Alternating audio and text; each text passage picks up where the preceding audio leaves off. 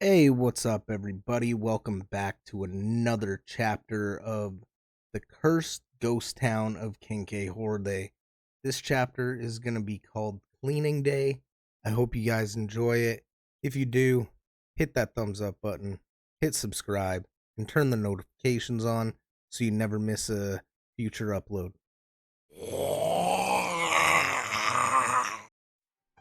Since their parents have died, Elle would always have horrific nightmares. They would range from shadow figures standing, watching, observing, all the way to an Indian chief with full headdress. During these vivid nightmares, they would never act aggressive, just always standing, watching, and observing. This is what started his addiction to alcohol. It was the only way he could truly sleep. He was seeing a therapist to talk about them and all of his mental anguish he was enduring. They prescribed him with sleeping pills, but only the booze seemed to work. One thing he kept to himself was that the nightmares were becoming reality. He would see half silhouettes in his apartment. This is why he moved in with his brother Aldo. He just couldn't stand the feeling of being alone anymore. What? Oh my god, really? Elle shouted back. Yes, little brother, it's available immediately, Aldo quirkishly replied. We're going to start this journey, a new life, a new meaning, Aldo told Elle. What will we do with all Mama and Pops' things? We can't just leave it, he replies concerningly. We'll keep all the sentimental items and get rid of the rest. They would want us to move on, Elisio.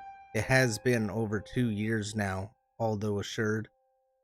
Putting thought into it, Elisio agrees. So when do we start packing, he said. In the morning. Let's enjoy the rest of the day. I need a few items from town, Arnaldo walks towards the door and grabs the keys. Be back soon, he says. Elisio decides instead of sitting around, he's going to start going through the things. He heads down the hall and pulls the string for the attic stairs. Might as well start with the hardest place, he speaks sternly to himself. As he pulls the string, the stairs start to come down, along with a bunch of dirt and dust.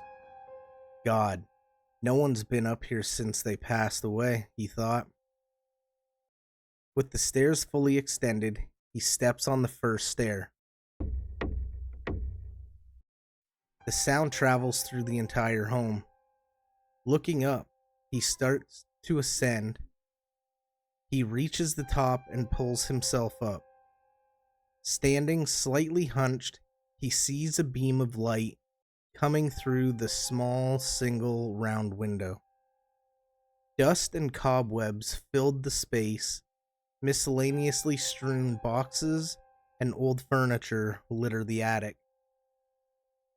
Walking deeper into the attic, waving his hands to part the cobwebs, he approaches the boxes, labeled with various words for multiple uses. He opens them one by one, old papers, nothing really of importance or value. That is until he gets to the last box, which has all of his dad's military items in it. From his uniform to all of his medals, he always thought of his dad as a superhero. This box is a keeper, he says. Moving it to the side, he notices a board in the floor that seems out of place.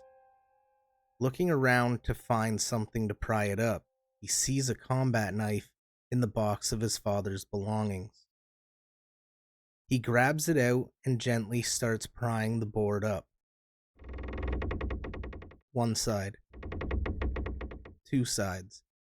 He then grabs the board in his hands and forces it up. The wood breaks,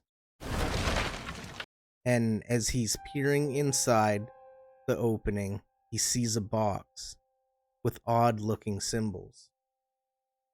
He picks it up, inspecting the outside, oak brown with beige symbols. On the underside, it has an etching of what appears to be an eagle. A latch resembling gold or brass was holding it closed. He opens it up. Inside the box is a lone eagle feather. Why is there an eagle feather? What does this mean? Who would have put this here? He closes the case and puts the box in with the military stuff. Well, I guess these other boxes can go to the road, Elisio says out loud.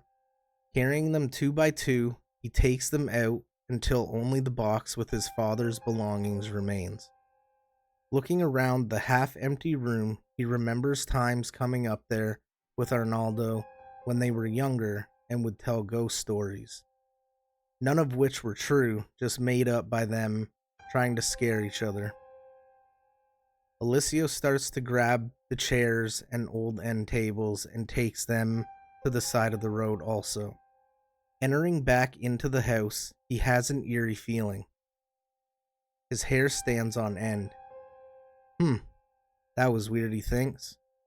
Continuing to the attic to grab the box of the memorabilia, he climbs up the stairs for the last time. Looking around the room, seeing it empty, gives Elisio some hope and satisfaction. Looking through his pops' things, he sees his collection of medals. Looking at them, he suddenly hears the screen door slam. Elisio jerks up, startled, and he calls out, "Aldo, back so soon?" No answer. Puzzled, he yells a bit louder, "Aldo, back so soon?" Still with no answer, he gets a pit in his stomach. He then realizes he didn't hear the truck pull into the driveway. "Hello?" El nervously says. Loud footsteps come toward the attic stairs. Someone was in the house.